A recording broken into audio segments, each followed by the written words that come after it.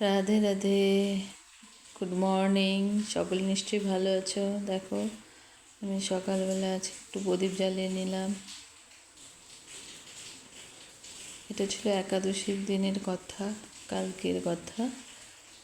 তো আমি একটু সাবুর পায়েস করে নিচ্ছি। প্রথমে কড়াতে ঘি দিয়ে সাবুটি ভেজে নিচ্ছি। দেখো ভাজছি, আমি নাড়াচাড়া করে নিচ্ছি।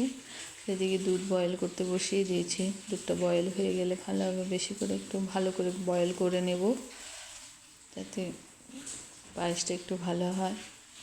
আর এদিকে আমি ভাজা ভাজা করে নিচ্ছি, একটু লাল লাল করে ভেজে নেব। সাবুটা ভিজিয়ে রেখেছিলাম।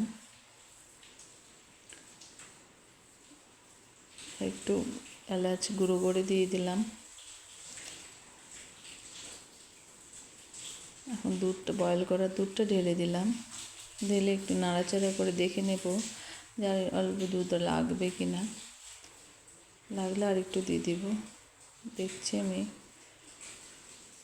দেখো, খুব সুন্দর একটা রেসিপি, একাদশীতে খাওয়ার জন্য খুব ভালো হয়। আর অল্প দুধ দিয়ে দিলাম। দুধ দিয়ে বয়েল করে নিব। অল্প বয়েল হয়ে গেলে তারপর নামিয়ে নেব। বয়েল হয়ে অল্প চিনি দিতে হবে। চিনি দিয়ে তারপরে অল্প বয়েল করে নেব। বয়েল করে নামিয়ে নেব। চিনি দিয়ে দিলাম। চিনি দিয়ে এখন আর অল্প জাল করব, বয়েল করব। বয়েল করলেই হয়ে যাবে।